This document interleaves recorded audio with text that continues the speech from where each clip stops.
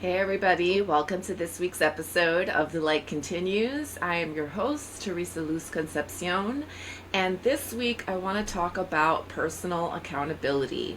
If you've been watching the news, there are two celebrities who are very, very different, except in the fact that they seem to be completely incapable of taking personal responsibility and accountability for their actions. And those two celebrities are Jennifer Lopez and Kanye West.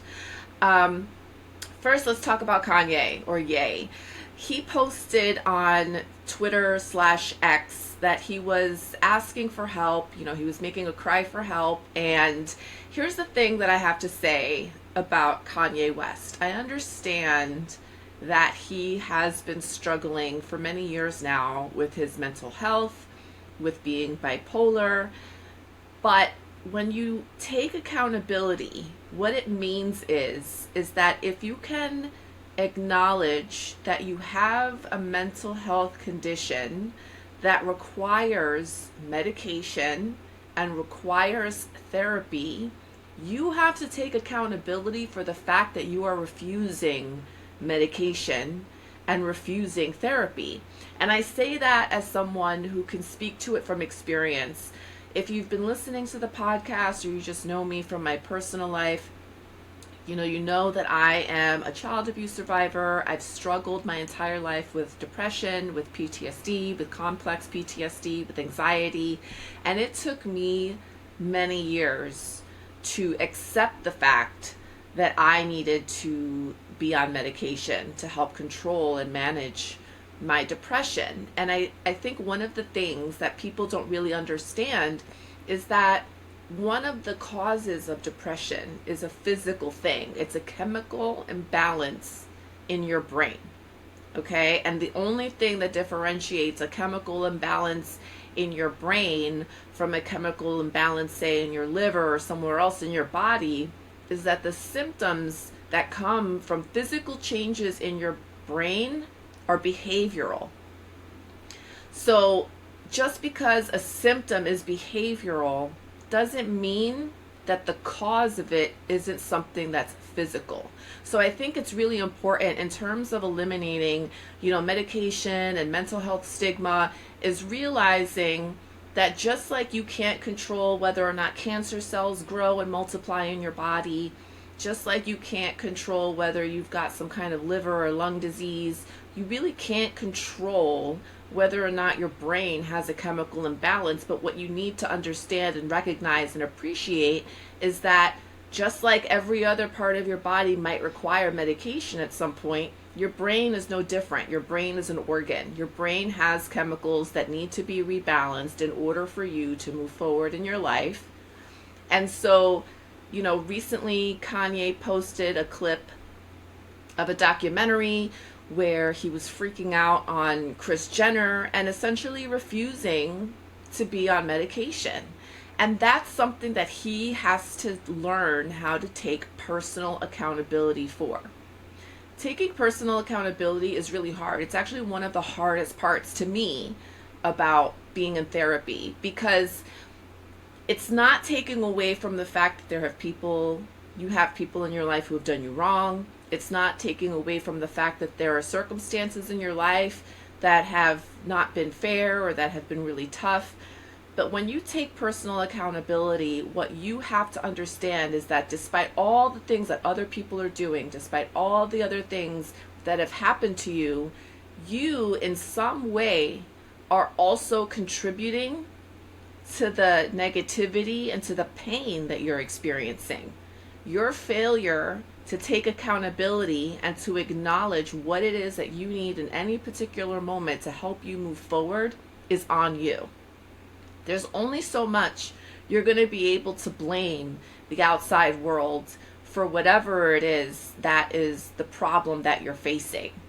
And so, Kanye West is someone who has failed to take any real accountability for any of the actions that he has done that have been harmful to others and that have been harmful to himself, whether or not that's being anti-Semitic, whether it's going from George Bush doesn't like black people after Hurricane Katrina, to wearing a MAGA hat and supporting Trump and racists against his own people.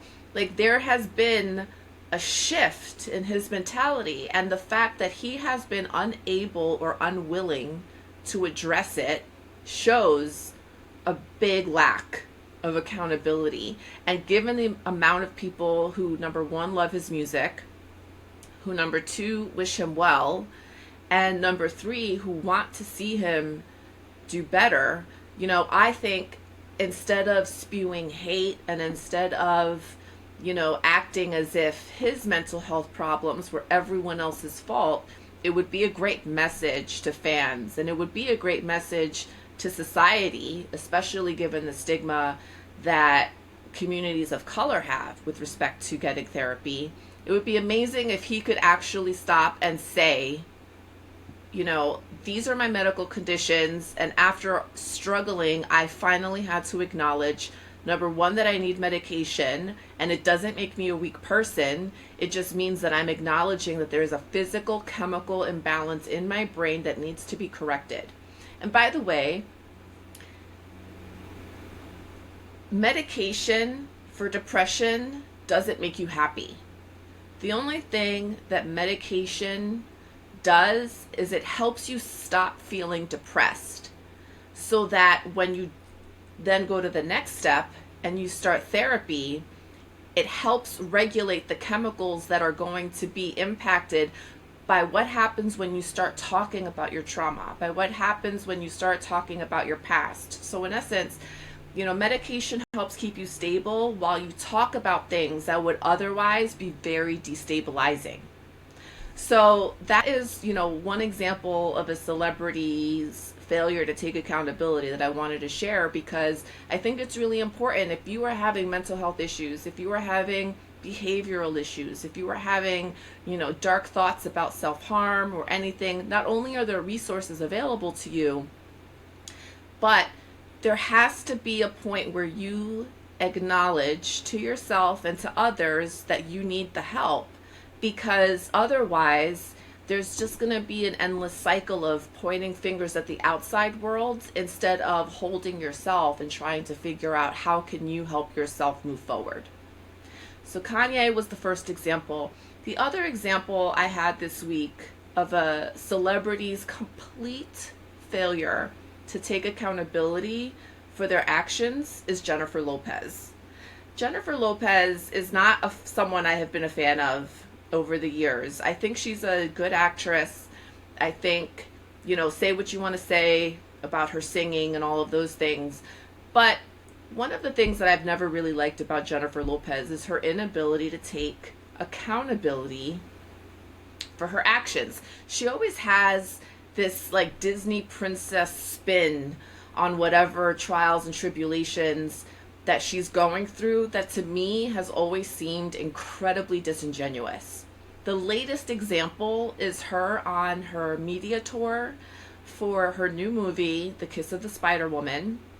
It looks like a fantastic movie. It was executive produced by Ben Affleck and his company, Artist Equity. And during this media campaign, as she's promoting this movie, she keeps going on and on and on about how her divorce was the best thing that ever happened to her, and how it changed her, or how it made her learn lessons, but she doesn't share what the lesson is. And here's my thing about Jennifer Lopez. You reunited with this guy that you loved, you got married, and then you completely monetized your relationship. You made an album, you made some weird hour-long music video / movie, and you made a documentary. And in the documentary, there were several moments where she acknowledges, Ben is not comfortable with me doing this. He doesn't want to be the muse. He's not happy about me sharing the details, the private details of our relationship, but I'm going to do it anyway. What she didn't say was more or less, he can go fuck himself and I'm going to do whatever the fuck I want to do. Because that's what she did. She completely disregarded the needs and desired, things that were desired by her partner in order to fulfill her quote unquote artistic drive.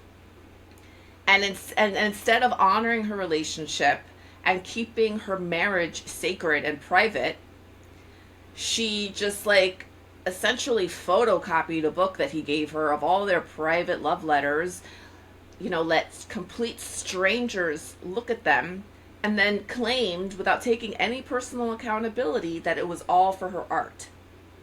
Okay?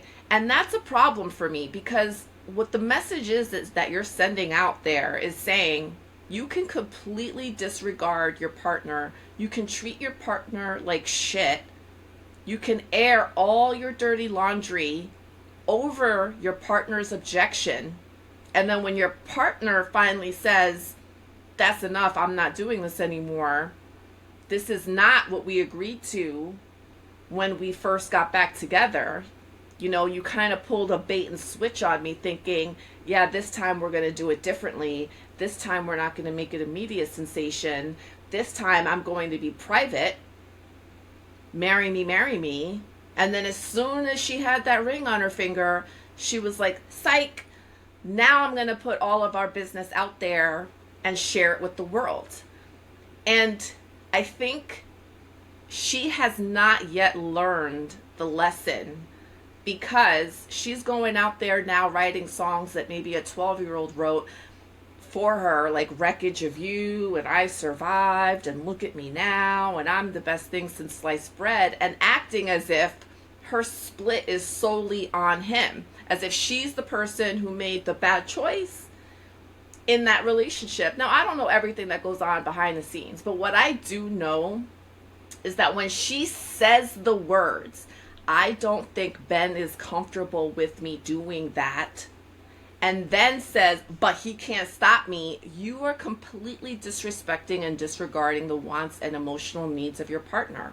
And it would be great if she took accountability for that. It would be great to hear during her media blitz for this new movie to say, the lesson I learned is that I do have to keep my personal life private. That despite the fact that I am an artist, I am not the only person in a relationship.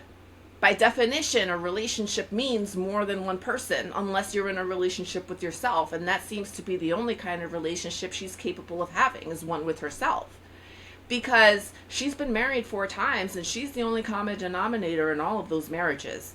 So when is Jennifer Lopez going to take personal responsibility for the fact that she is self-centered and narcissistic, and has to learn the lesson that whenever you are in another relationship, you have to take the needs of your partner into account before you make decisions? And another thing, let's be clear, it's not like the art that she created was some kind of great masterpiece. We had some weird zodiac council that didn't even have all the zodiac signs, and a skinny fat Joe acting like her therapist. Okay? Now, the movie that she did that was produced by her ex and written by someone else is getting Oscar buzz. And so I feel like Jennifer should also learn the accountability lesson of not everything that I put out needs to be put out. Sometimes the better path may be to be a professional artist working on the material that others give me, because when she works on movies by others, like Selena, like Unstoppable, like this new movie Kiss of the Spider Woman, she gets great reviews. But when she puts it all on herself and wants to spew out whatever juvenile, emotional crap that she's going through, it's a disaster, and it's panned, and it's, horrible. So she sacrificed her marriage by spending her entire first year of her married life monetizing and commercializing her relationship. And so as she's on CBS Morning and she's on whatever else, and she's talking about, oh, it was the best thing that ever happened to me. It was exactly what I needed. That's not fair to your fans. If you want your fans to take you seriously as not only an artist, but as an adult, as a grown-ass woman who's only 60, I don't care how many abs you have, you're almost a 60-year-old woman. How is it possible that you have not yet learned the lesson of taking personal accountability for the things that you did that caused your relationship to fail? To me, seemingly admitting that you were flawed and that you made mistakes would be a much more powerful message to the hundreds of millions of women who follow her, as opposed to making it all seem like her divorce from Mark Anthony was great, and she even said it in her documentary. Oh, I acted like this one was great, and that one was great, and that one was great, and that was all bullshit. And then here she is doing it again. Oh, he was great, and I was great, and it just didn't work out. And that's not true, girl. You had it on video. You had it on video. Your man did not want you putting his business out there. You knew it, and you did it anyway. So you have to take personal responsibility and accountability for the fact that your marriage failed. If it was the best thing that happened to you, then I'm sure it was the best thing that happened to him, because no one wants to be with somebody who refuses to grow and who refuses to acknowledge their reality. And I think if Kanye and Jennifer were both able to come to the table and say, I have hurt a lot of people with my mental health struggle, and I finally acknowledge the need for medication and therapy and the need for me to stop publicly lashing out, and Jennifer to say, I was wrong for using my private life in a way that disrespected my partner, who I claim was the love of my life. I was wrong for completely disregarding, his needs, his emotional needs, and his desires. And I basically was wrong for telling him to go fuck himself, because I was going to do whatever I wanted to do, despite every single person telling me, this is not something you need to do. I was wrong. Think about the positive impact that could have on so many other people who look up to these two celebrities.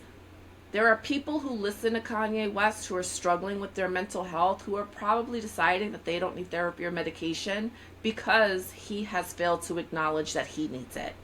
There are probably women who are self-sabotaging their relationships and thinking that there's nothing wrong because, look, Jennifer is thriving and she's making movies and doing concerts and saying the best thing that ever happened to her was throwing away her marriage so that she could make a music video. Those are the two big, examples that I saw this week on the news, at least as far as celebrities go and failure to take accountability. The last example was a much smaller one. It was this morning on my favorite morning radio show, Kramer and Jess. I've talked about them before. But a man called in on the voicemail and asked whether or not he was a bad parent for canceling his daughter's homecoming because she got an F in AP history. And things like that drive me insane. If your child at any age, from kindergarten to 12th grade, gets an F, that's not on the kid. That is on the parent. So if anyone needs to be canceling something, daddy needs to cancel golf, he needs to cancel whatever trip he's going on, and he needs to take personal accountability for the fact that he was not present and he was not there for his child. It should never be a surprise if your kid fails a class. Because if you are an active parent, if you are an involved parent, even if you don't understand their homework, you can make sure that their homework is done. You can go and have weekly or bi-weekly phone calls and meetings with their teachers and ask the question, how is my child doing in your class? Does my kid need extra help? Does my kid need a tutor? Teenagers' brains are still developing, okay? The human brain The decision-making part of the human brain doesn't stop developing until you're around 25. So for you to get pissed off at a 16-year-old who's not only having a developing brain, but also having like increased hormones and all these other things happening and changes to their body, and you're expecting them to act like a 40-something and come to you and say, hey, father, I seem to be struggling with, this, that, and the third.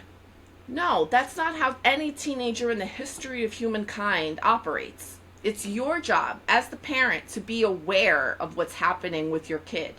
Whether or not your kid is struggling with drugs, with kids at school, with homework, whatever that kid's struggle is, if it's coming as a surprise to you, then you have failed. And that is your job to take responsibility for that. It is your job to take accountability for the fact that you were not a present parent, and that has negatively impacted your child. So are you a bad parent because you canceled homecoming? Yeah. At least you're a bad parent in this instance. And what you should be doing is apologizing to your kid. What you should be doing is saying, you know what? I didn't see this F coming, and I'm sorry because I should have been paying more attention. And now, how can I help you get back on track? That is the conversation that any healthy parent who has taken accountability for their failure should be having with their kid. Nobody should be punishing their kid because their kid acted like a kid. That's the entire definition behind the word kid. They're not an adult. You are the adult. And it's not your job to be your kid's friend. It's your job to be your kid's parent. And trying to retroactively punish them for something that you failed to do not only isn't fair to the kid, but it's also teaching the kid the wrong lessons. And it's teaching the kid that it's okay for you to emotionally abandon them and to leave them out there on their own. And it's their fault if being on their own, they fail. That's not right. And so if you're a parent of a child any age, this is my urge to you to take accountability for the fact that you are the parent of someone who didn't ask to be here. And if you wanted to bring a kid into this world, that means more than putting a roof over their head and food on the table and clothes on their back. Being a real parent, a good parent, means providing emotional support for that kid, means providing boundaries, providing, support, and being aware of what's going on, especially in this day and age where you have so many different sources of information coming at your kid, whether it's from social media, from apps, from friends, from whatever. You have to be the dominant voice in your kid's head and in your kid's life. And you have to be the one to say, wait a minute, you got a C on your midterm, so let's pump the brakes on going out with your friends, because if you want to get homecoming, let's get you back on track. That's what a good parent would have done. And so to the parents out there, again, like punishing your kids and taking away things that are valuable to them because you failed to do something does make you a bad parent. And it would be great if you recognized that and took some personal accountability. And so here's my challenge for all my listeners today. What is something that you are struggling with that you're blaming a lot of other people for? Can you pause? Can you take a beat and ask yourself the question, what am I doing to contribute to this situation? How am I making it worse for myself? And how can I take personal accountability for my own actions so that I can't control everyone else and everything around me that's making my life hard, but I can control myself and I can control the boundaries that I form, the actions that I take, and at least take personal accountability for how I decide to walk through my life. That was our personal accountability episode today. This was The Light Continues. I'm Teresa Concepcion. Catch me next time.